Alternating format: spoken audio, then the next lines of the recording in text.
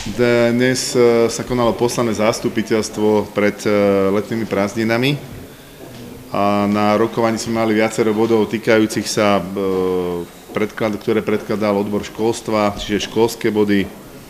Bolo tam viacero majetkových bodov, kde boli rôzne vecné bremená, prípadne prevody týchto majetkov.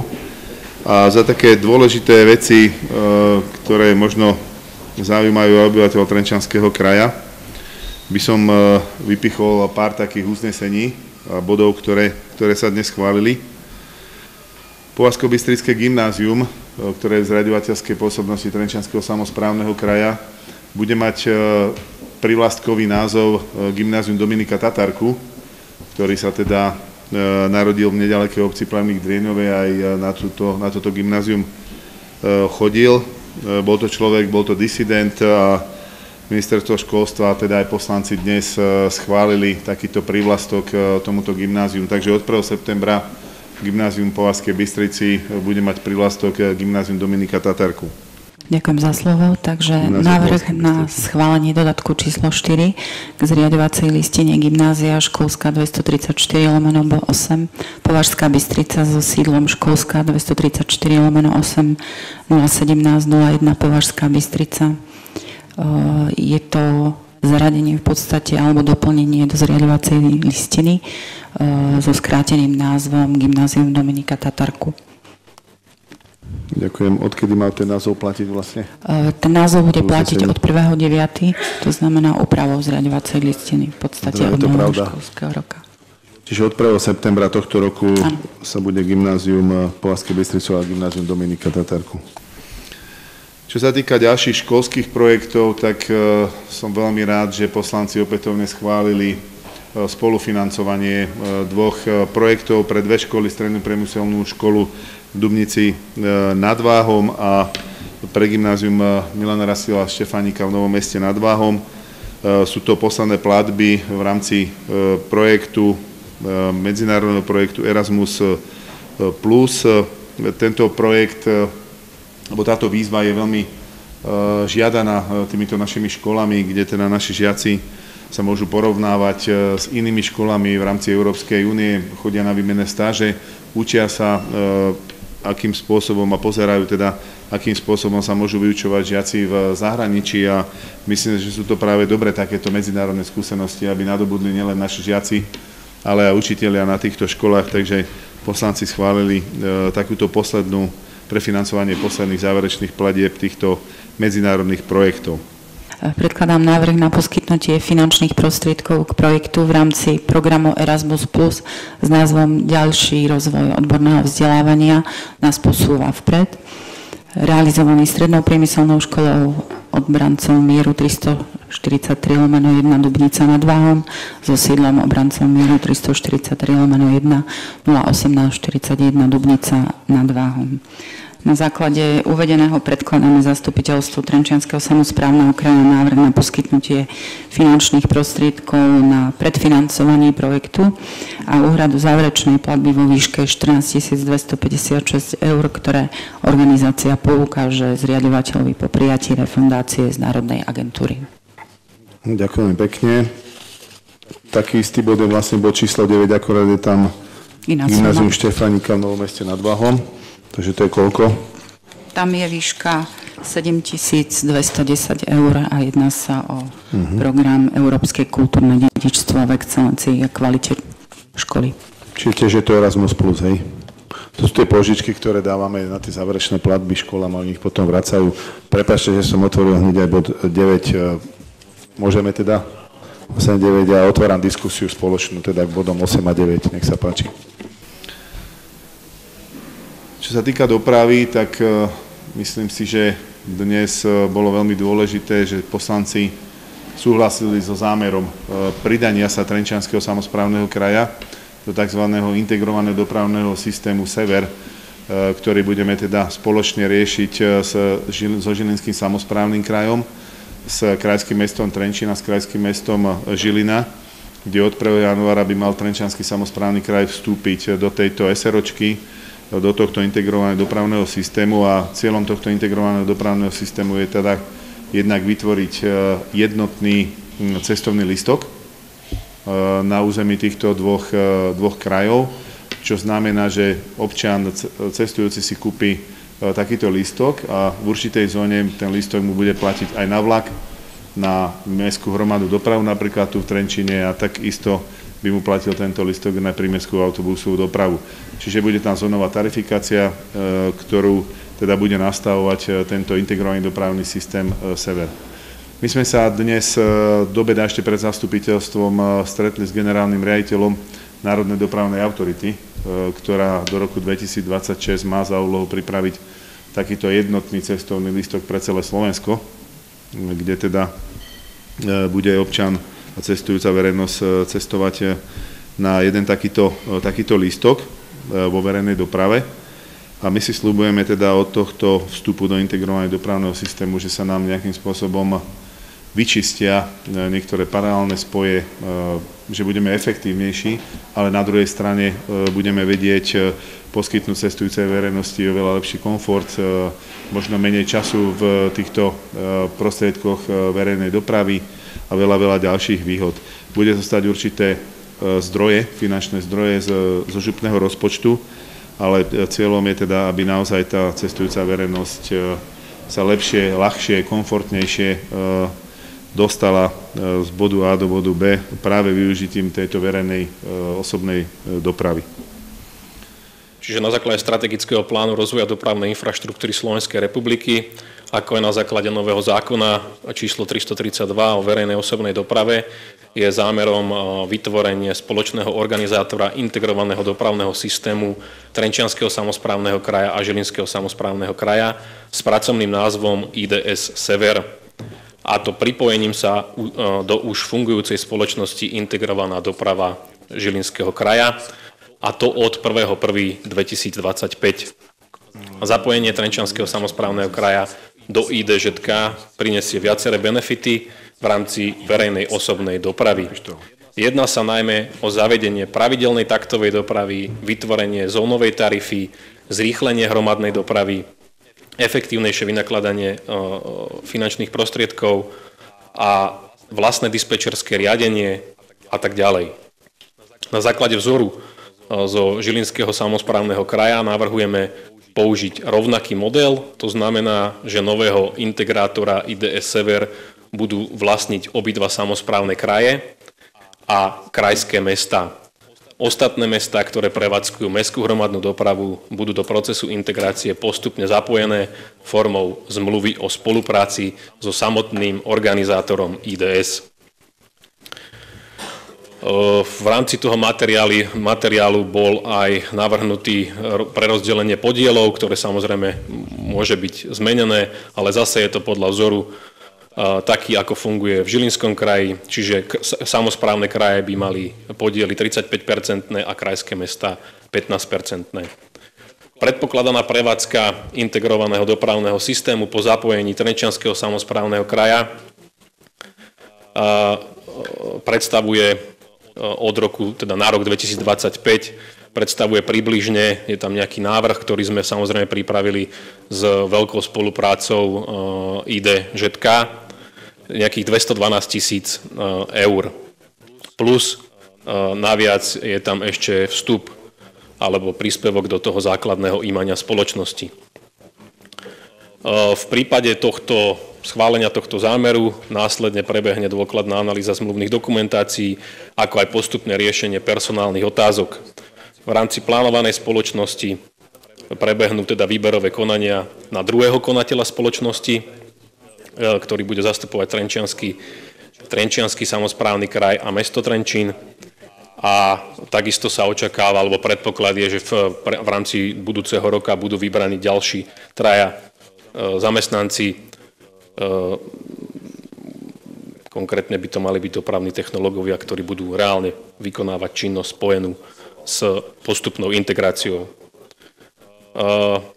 Následne do konca aktuálneho roka musí prebehnúť schvaľovací proces na jednotlivých zastupiteľstvách či krajských miest, respektíve samosprávnych krajov, kde okrem rozpočtu by mala byť schvaľovaná aj tzv. Spoločenská zmluva, ktorou sa založí samotná spoločnosť s ručením obmedzeným, zatiaľ v pracovnom názve Integrovaná doprava Sever.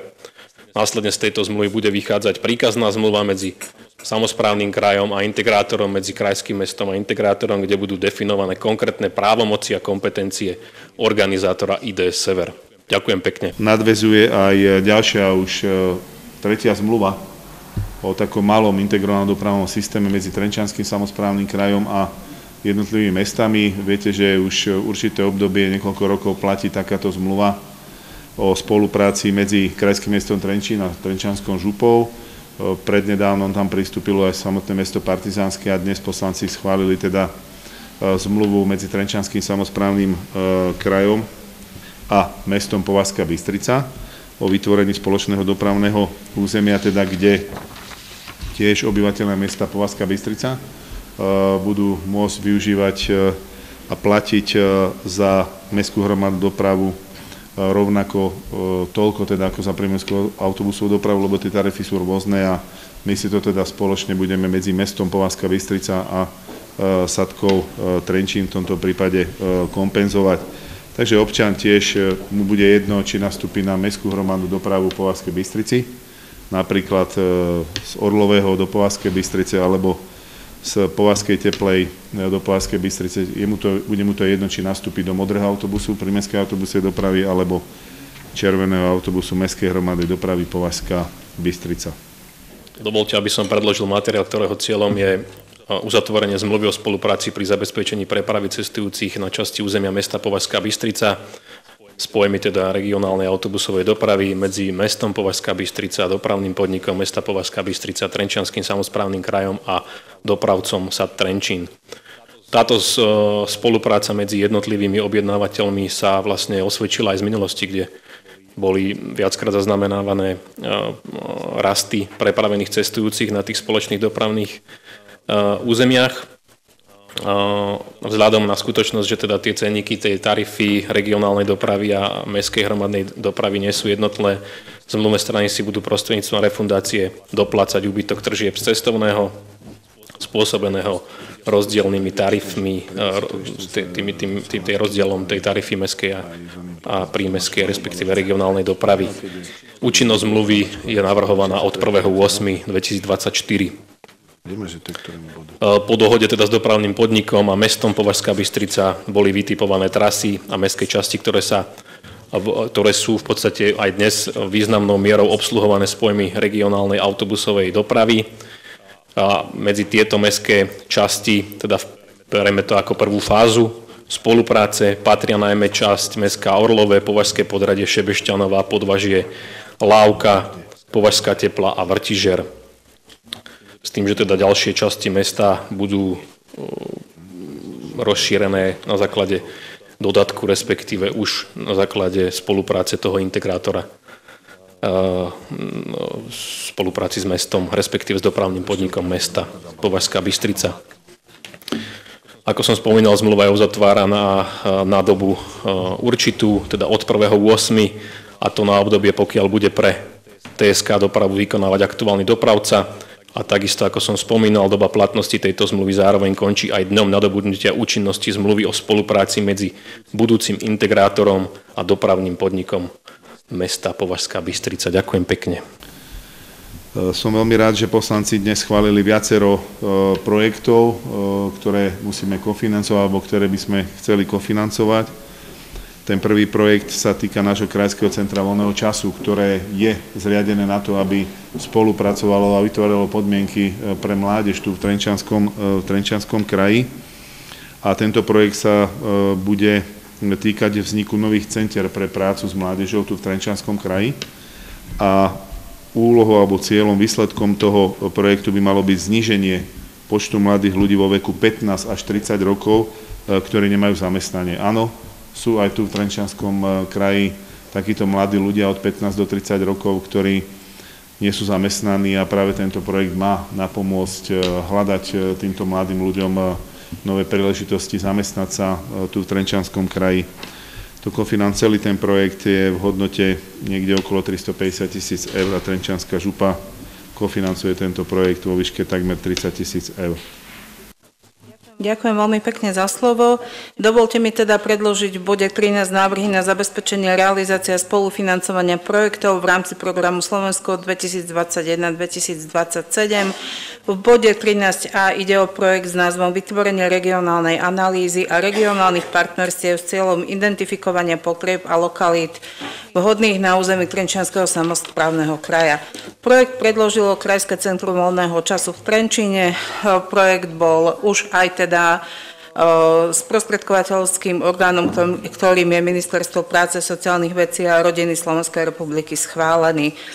Cieľom projektu je zabezpečenie regionálnej analýzy o mladých ľuďoch v situácii NEET, teda v situácii, kedy mladý človek v rozmedzi 15 až 30 rokov nie je v systéme vzdelávania, nie je zamestnaný ani neabsolvuje žiadnu rekvalifikáciu. Analýza sa stane podkladom pre vznik formálnych regionálnych partnerstiev, tvorbu regionálneho akčného plánu a identifikáciu lokalít na území TSK, kde vzniknú jednotné kontaktné miesta pre mladých, to je teda Centra pre prácu s mládežou. Krajskému centru voľného času tým pádom pribudnú 2 zamestnanci, ktorí budú platení plne z tohto projektu a budú sa zaoberať prácou s týmito mladými ľuďmi, ktorých by sa mohla situácia NEET dotknúť. Celkové oprávnené náklady projektu sú vo výške 346 967 eur, spolufinancovanie vo výške 8%, je vo výške 27 757 eur 36 centov. Financovanie projektu sa predpokladá v roku 2024 a 2025. V bode B ide o projekt s názvom... Mením, Martinka, mením. Otvoríme diskusiu k tomuto. Pardon. Keďže ide o dosť peňazí, takže otvoríme diskusiu. Nech sa páči, kto sa hlási do diskusie. Ďalší projekt, ktorý bol schválený a bude financovaný z Fondu spravodlivej transformácie, bude čistý vodík, čiže nákup 10 kusov vodíkových autobusov pre prímestskú autobusovú dopravu v okresoch Partizánske a Prievidza. Keďže je to teda financované z Fondu spravodlivej transformácie, oprávneným územím sú iba tieto 2 okresy. Takže som rád, že poslanci schválili aj takýto projekt. A čo je zaujímavé na tomto, pretože sa jedná o nulovú alebo nízkoemisnú uhlíkovú dopravu, tak zo strany župy tento projekt nebude stať nič, čiže kofinancovanie je vo výške 0 eur. Celý ten projekt za viac ako 10 miliónov eur, kde teda by sme mali dostať celú túto výšku žiadaných finančných prostriedkov. V bode 13b ide o projekt s názvom Čistý vodík, verejná autobusová doprava v Trenčianskom samosprávnom kraji, ktorý bol predložený na financovanie z Fondu na spravodlivú transformáciu v rámci špecifického cieľa umožnenie regiónom a ľuďom riešiť dôsledky v sociálnej, hospodárskej a environmentálnej oblasti, ako aj v oblasti zamestnanosti spôsobené transformáciou smerom k energetickým a klimatickým cieľom Únie. Predmetom projektu je obstaranie 10 elektrických autobusov s palivovými článkami, vodíkových autobusov, ktoré sa stanú súčasťou vozidlového parku, zabezpečujúceho verejnú osobnú dopravu v regióne Hornej Nitry, konkrétne prímestskú autobusovú dopravu na vybraných 10 linkách. Projekt bude realizovaný ako pilotný projekt pre overenie možnosti vytvorenia podmienok pre bezemisnú dopravu na báze vodíka s využitím lokálnych a regionálnych zdrojov pre odstránenie závislosti od fosílnych palív a zlepšenie kvality ovzdušia. Využitie vodíkových autobusov obstaraných v rámci projektu je plánované na vybraných linkách v rámci regionálnej autobusovej dopravy TSK v okresoch Prievidza a Partizánske. Predpokladaný priemerný počet cestujúcich na vybraných trasách je ročne viac ako 52 000 cestujúcich a celkový nájazd za rok spolu na všetkých trasách je viac ako 774 000 kilometrov. Obstaraných bude 10 autobusov s pohonom na vodík, homologizovaných na použitie pre prímestskú autobusovú dopravu. Zároveň autobusy musia byť zaradené do kategórie M3 a zároveň zaradené podľa predpisu Európskej hospodárskej komisie OSN číslo 107 do triedy 2. V Vozidlá musia zároveň spĺňať všetky požiadavky na dodržiavanie horizontálneho princípu nediskriminácie, čiže musia obsahovať všetky prvky pre cestujúcich s obmedzením pohybu, so zrakovým aj sluchovým postihnutím. Obstarané autobusy budú súčasťou vozového parku dopravcu v rámci zabezpečenia služby vo verejnom záujme, čo je zabezpečené aj v podmienkach verejného obstarávania na poskytovateľa tejto služby. Ročne očakávame úsporu 494 tón emisí z týchto autobusov. Celkové oprávnené náklady projektu sú 10 416 007 eur a 2 centy. Žiadaná výška NFP je rovnakej výške, pre tento typ žiadostí sa nevyžaduje spolufinancovanie. Realizácia projektu je plánovaná na roky 2024 až 2026. Ďalší projekt, ktorý je financovaný tiež z Fondu spravodlivej transformácie, sa týka teda troch projektov. Dva sú teda školy, podali sme ďalší projekt modernizácie strednej odbornej školy v Novákoch, kde teda budú určité stavebné úpravy, rekonštrukcie, ale hlavne obstaranie a modernizácia materiálno-technického vybavenia pre túto školu. SOŠ Nováky bola úspešnou školou, pretože okrem jedného projektu, ktorý dostala z bývalého programovacieho obdobia, dostala teraz schválené 2 projekty z plánu obnovy, kde teda to financovanie je vo výške 100% a teraz teda podávame ďalší projekt, ktorý sa týka presne tej istej školy, strednej odbornej školy Nováky, a čo chcem povedať, všetky tieto projekty, ktoré sú financované na týchto 7 školách z Fondu spravodlivej transformácie, čiže okres Prievidza, okres Partizánske, tak majú aj zlepšenie vzdelanosti odborných pedagogických zamestnancov, pretože práve s týmito zamestnancami pedagogickými máme veľké problémy na stredných školách, nie je ich, veľa z nich odchádza do dôchodku, neprichádzajú noví, títo odborní pedagogickí zamestnanci, a je to aj tým, že ten systém v tom strednom školstve ich nedokáže zaplatiť, pretože takýto odborník, ktorý má zručnosti s rôznymi CNC strojmi a tak ďalej, tak nepôjde učiť, ale pôjde si zarobiť normálne do výroby, do firmy, kde mu za to zaplatia viac. Takže o tom sú aj tieto projekty, aby sme dokázali viac vyvzdelať týchto odborných pedagogických zamestnancov. Čiže v SOŠ Nováky je tá požiadavka, alebo celkové oprávnené náklady sú vo výške 3,7 milióna eur. A čo sa týka obchodnej akadémie Prievidze, tiež financovanej z Fondu spravodlivej transformácie, je ten objem takmer 3 milióny eur. Obchodná akadémia Prievidza prešla určitými zmenami, rekonštrukciou, znižovaním energetickej náročnosti ešte v minulosti za finančné prostriedky Trenčianskej župy. Postavili sme tam nové multifunkčné ihrisko a som veľmi rád, teda, že aj obchodná akadémia môže byť týmto žiadateľom.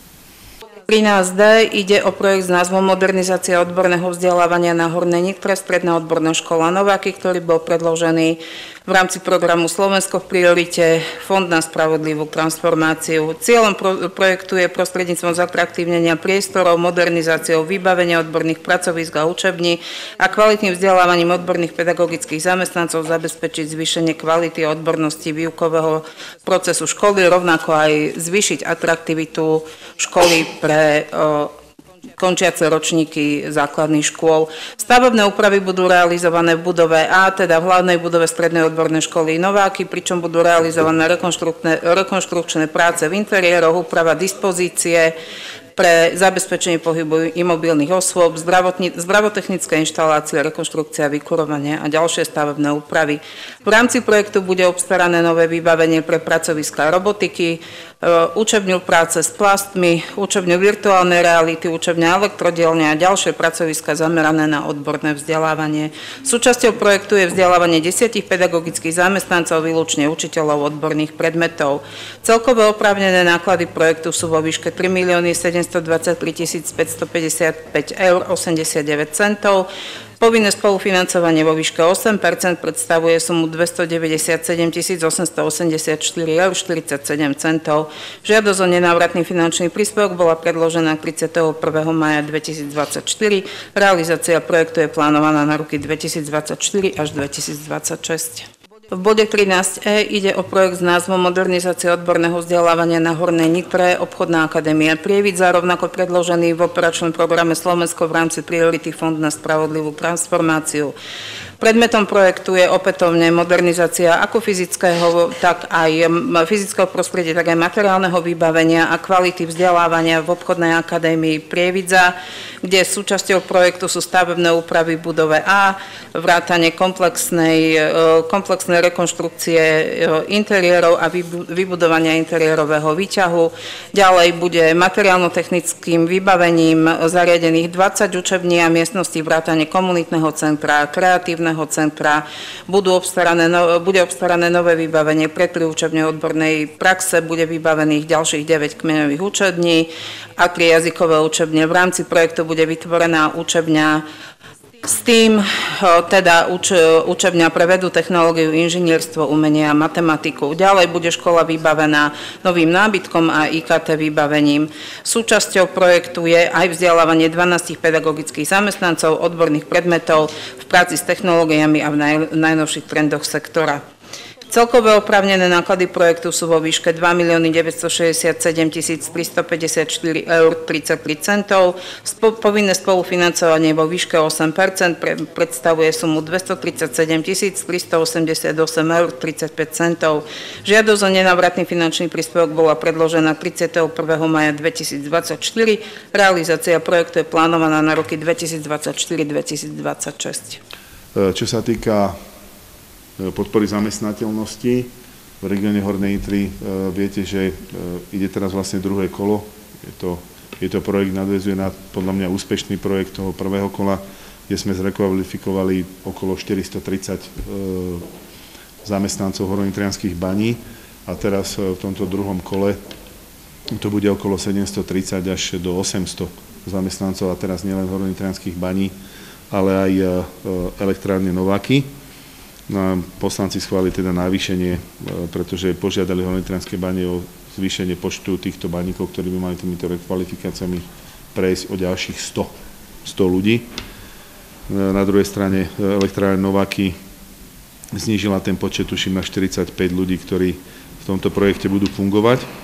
No a projekt končí teda koncom tohto roka. Celkový ten objem tých finančných prostriedkov za finančných partnerov, za všetkých partnerov je takmer 14,5 milióna eur. Ďakujem veľmi pekne. Dovolte mi predložiť v bode číslo 14 návrh na schválenie navýšenia rozpočtu a spolufinancovania projektu Podpora zamestnateľnosti v regióne Horná Nitra 2. Ide o pokračovanie národného projektu zameraného na zvýšenie zamestnateľnosti končiacich zamestnancov baní. V rámci projektu bolo pôvodne schválených ako účastníkov 620 zamestnancov hornonitrianskych baní Prievidza a 80 zamestnancov z slovenských elektrární. Vzhľadom na zmeny v záujme a nárast záujmu zamestnancov zo strany hornonitrianskych baní Prievidza bol finálny počet účastníkov zvýšený na 800 a úmerne k tomu bol aj zvýšený celkový rozpočet národného projektu z 12 355 796 € na spolu 14 410 388 €. Z toho rozpočet Trenčianskeho samosprávneho kraja po navýšení predstavuje 2 219 811 € a 10 centov. Z toho povinné spolufinancovanie je vo výške 177 584,89 €. Pôvodne schválená výška povinného spolufinancovania za Trenčiansky samosprávny kraj bola vo výške 168 117,95 €, čiže ide o navýšenie zhruba o 9 400 €. Zvýšenie rozpočtu Trenčianskeho samosprávneho kraja sa dotýka zvýšenia počtu účastníkov, ktorým sú preplácané výdavky na kurzy, rekvalifikačné kurzy odborné alebo kurzy mäkkých zručností, na ktorých sa Trenčiansky samosprávny kraj podieľa spolufinancovaním vo výške 8% a rovnako ide o výdavky spojené s administráciou projektu, teda náklady na projektový tím na úrade Trenčianskeho samosprávneho kraja. Ešte tam bola zníženie energetiky, ďalšia škola, ktorá podala teda projekt, alebo za ktorú podal Trenčiansky samosprávny kraj projekt, teraz cez program Slovensko, cez Slovenskú inovačnú a energetickú agentúru, bolo zníženie energetickej náročnosti strednej odbornej školy technickej Dubnica nad Váhom. My sme neúspeli s týmto projektom, z tohto školu v pláne obnovy, tak sme z toho projektu z plánu obnovy vypadli, sme ho stiahli a podali sme tento projekt cez Slovenskú inovačnú a energetickú agentúru. Ten projekt je tiež takmer vo výške 3 milióny eur a teda jedná sa o zníženie energetickej náročnosti celej školy, výmena okien, zateplenie, výmena strechy so zateplením a nová kotolňa. Takže zníženie energetickej náročnosti strednej odbornej školy technickej Dubnica nad Váhom, ktorý bol predložený do programu Slovensko v rámci priority energetická efektívnosť a dekarbonizácia. Projekt bude realizovaný na strednej odbornej škole technickej na Bratislavskej ulici v Dubnici nad Váhom. Jeho hlavným cieľom je zlepšenie energetickej hospodárnosti budov, slúžiacich pre vzdelávacie potreby, ktorý bude dosiahnutý prostredníctvom stavebných úprav navrhnutých projektovej dokumentácii. Ide o komplexné zateplenie obvodových stien, výmenu výplní otvorov, zateplenie, výmenu strešnej krytiny a ďalšie opatrenia, ktoré smerujú k maximálnym úsporám. Po realizácii projektu očakávame úsporu primárnej energie vo výške 59%. V rámci nastavení výzvy je teda pre tento projekt potrebné spolufinancovanie do výšky 5% celkových oprávnených výdavkov projektu, ktoré sú 2 874 551,62 €. Povinné spolufinancovanie vo výške 5% je 143 727,58 €. Žiadosť o nenávratný finančný príspevok bola predložená 17. mája 2024. Realizácia projektu je plánovaná na roky 2024-2025. To boli projekty, ktoré dnes poslanci schválili. My pripravujeme, keďže minulý rok sme ukončili tie projekty z integrovaného regionálneho operačného programu a z bývalého teda zo starého programovacieho obdobia, tak to neznamená, že nepripravujeme nejaké ďalšie projekty a tento rok je práve na to, aby sme aj tieto nové projekty z nového programovacieho obdobia pripravili. Z Fondu spravodlivej transformácie sa jedná o 7 stredných odborných škôl. Potom máme projekty tých rekvalifikácií. Chceme podať, čo sa týka Hornej Nitry, ďalšie projekty, projekt celoživotného vzdelávania, alebo projekt Centra celoživotného vzdelávania, ktorý vznikne pri našej strednej zdravotníckej škole a Hornonitrianskej knižnici.